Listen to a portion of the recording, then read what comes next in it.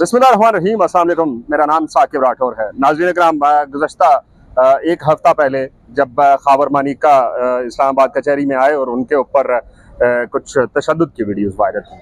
तशद्दुद हुआ या नहीं हुआ, वो नौजवान वकील आज हमारे साथ हैं। बड़े मसाइल का शिकार रहे, पिछला एक हफ़्ता हमसे दूर रहे। उनका नाम है फ़तेहुल्लाह बरकी एडवोकेट। क्या कहानी क्या हुई? आपको एकदम से इतना गुस्सा चढ़ गया कि आपने उनको ज़दो को भी कर दिए? नहीं, एकदम से गुस्सा नहीं चढ़ा। असल में सिचुएशन ये थी कि 23 तारीख को जब कोर्ट ने फ़ैसला सुनाया ओपन कोर्ट में कि इद्दत निकाह केस में फ़ैसला महफूज हो गया है, लेकिन जब हमने ऑर्डर शीट निकाली तो ऑर्डर शीट में जज साहब ने एक नई ट्विस्ट डाली थी कि रिजवान अब्बासी यानी ख़ावर मानिका के जो वकील हैं उनको ऑर्डर शीट के अंदर इजाज़त दी गई थी कि 9 बजे आपने पेश होना है और आपने आर्गूमेंट्स करने हैं। लेकिन जब 9 बजे वो पेश हुए और साथ में इस ऑर्डर शीट में ये भी पॉइंट लिखा गया था कि अगर वो 9 बजे पेश ना हुए तो मैं फ़ैसला सुना दूंगा, लेकिन 9 बजे वो पेश नहीं हुए। फिर भी उन्होंने केस जो है 10:30 बजे के लिए रखा। 10:30 बजे जब ख़ावर मानिका आए, लेकिन ख़ावर मानिका एक प्लानिंग के साथ आए थे। ख़ावर मानिका के साथ 20-25 लोग नामालूम वो कोलाक के ड्रेस में मलबूस थे। वो जो हैं वो बाकायदा इसी प्लानिंग में थे कि किसी भी तरीके से कोर्ट का डेकोरम ख़राब करके हंगामा करें ताकि ये केस जो है ये एडजन हो जाए। वो बिल्कुल अपने प्लानिंग में कामयाब हुए और ख़ावर मानिका ने 40 मिनट में कोर्ट में जो गालियां दी और जो उसने गलाज़त इस्तेमाल की उस बदबख्त इंसान ने। वो जब बाहर आए तो उसके बाद बहुत सारे और वकील भी पाकिस्तान तहरीक इंसाफ के बाहर आए। उनमें से एक आप ही थे जिन्होंने उनके साथ कोई हाथापाई की। हुआ क्या था? मारा था आपने?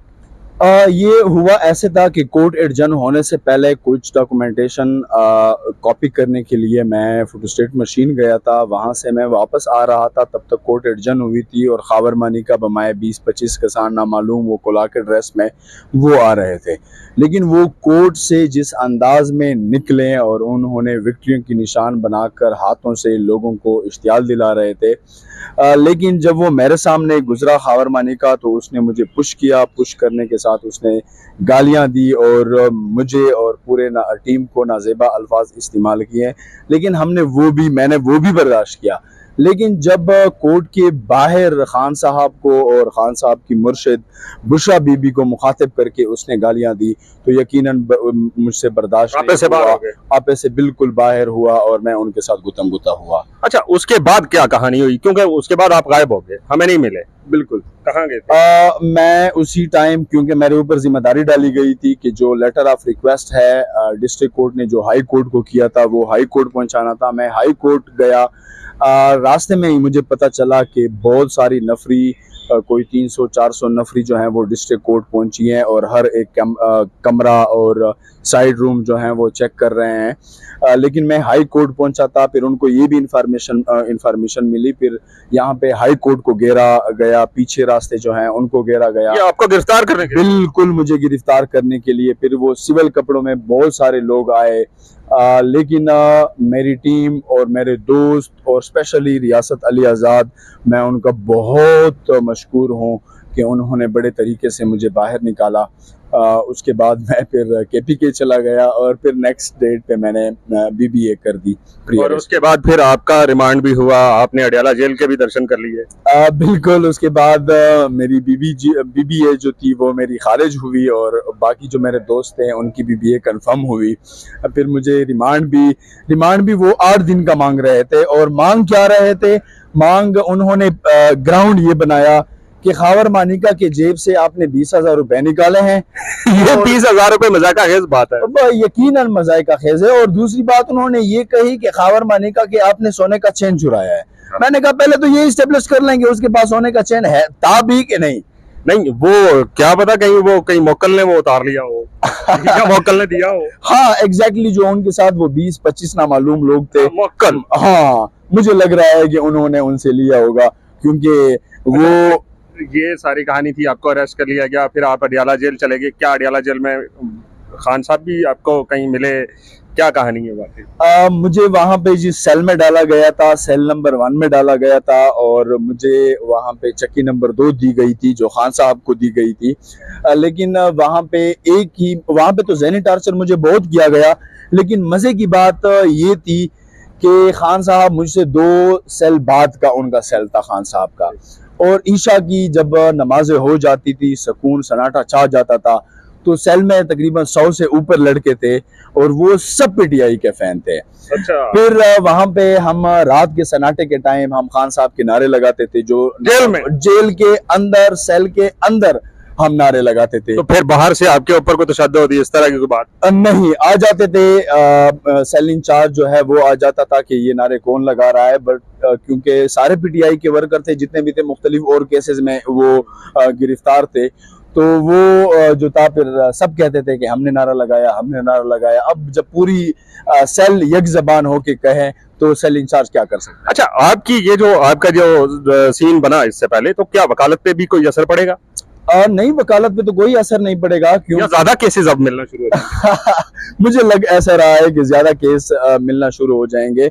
बाहर के मेरे जितने भी सीनियर्स हैं, उन्होंने जिस अंदाज में हमें छोटी छोटी चीजें सिखाई हैं, मैं उन पे फख्र करता हूँ, तमाम मेरे सीनियर्स, और अल्लाह उनको खुश और कामयाब रखे। बहुत शुक्रिया आपका। आपने जेल में चक्की नंबर 2 में भी वक्त गुजारा, इमरान खान के नेक्स्ट भी आपने जो बैरक थी वहां पे भी आप रहे। एक्सपीरियंस डेफिनेटली बहुत सारी चीजें सीखने को मिलती हैं वहां से। बिल्कुल। लेकिन एक चीज, जब तक ये सियासी और इस तरह के केसेस बनते रहेंगे, वकील हों, सहाफ़ी हों, आम जनता हो, हर जगह पे, तो उनके दिल के अंदर रियासत के खिलाफ जो नफरत है वो बढ़ती रहेगी। बजाय इसके कि ग्राउंड क्या समझते हैसियत है वकील लास्ट पे कि जो केसेस बनाने चाहिए वो बनाए जाएं, ताकि अवाम की जो मोहब्बत है वो रियासत से ज्यादा हो। देखिए, मैं ये कहना चाहता हूँ कि जो हमें सब्सटेंटिव लॉ और प्रोसीजर लॉ हमें पढ़ाई जाती हैं, और फिर यहाँ पे कुछ ऐसे लोग कि उनको ना अलिफ का पता होता है ना बे का पता होता है, वो आ जाते हैं, आपने काम कोई और होता है किया होता है और आपके ऊपर सेक्शन कोई और लग जाता है। जैसे मेरे ऊपर एक बेबुनियाद और गलत दफात दर्ज किए गए थे, और बेबुनियाद उन्होंने FIR दी थी 780A 324, यानी 324 के जब आप डिफिनीशन पढ़ते हैं तो यानी किसी बंदे को आपने मारा है, खुदावंदी वो बच गया है, हाँ, खुदा इक़दाम कत्ल, वो सेक्शन भी उन्होंने लगाई थी। खावर मनिका को मारने वाला कोई सीन था नहीं कि वो बेचारे, क्योंकि आप नौजवान आदमी हैं, वो बुजुर्ग हैं, तो वो ज्यादा मार भी बर्दाश्त नहीं कर सकते। अब उनको बस ज़बानी कलामी हम बात कर सकते हैं क्या? मैं तो ये कहना चाहता हूँ कि इसी तरह बदबख्त और गलीज लोग जो हैं वो मुंह से नहीं समझते, क्योंकि वो एक कोल है कि लातों के थप्पड़ मारा नहीं, कितना एक लगा था? वो जिसको हम कहते हैं कि यूं टच करके गुजर गया था या पूरा लगा था? ये तो दिल की बड़ास निकाली थी, कुछ तो बताएं। गुतम गुता हुआ था उनके साथ, और नहीं, बिल्कुल लगा था उनको, मजबूत पंच लगा था, मजबूत पंच लगा, क्योंकि आप नौजवान आदमी हैं। बिल्कुल, एग्जैक्टली। लेकिन ऐसे बदकिरदार लोग जो हैं वो बातों से नहीं मानते, वो लातों से मानते हैं। वो एक जो कोल जो है कि लातों के भूत बातों से नहीं मानते। बिल्कुल, बहुत शुक्रिया आपके वक्त देने का। नाज़रीन, फजल बरकी जो हैं ये 6 दिन का रिमांड भी काट के आए, जेल में भी रहे, और अब दोबारा से अपनी फील्ड में यहाँ पे आ चुके हैं। दीजिए इजाजत, अल्लाह हाफिज।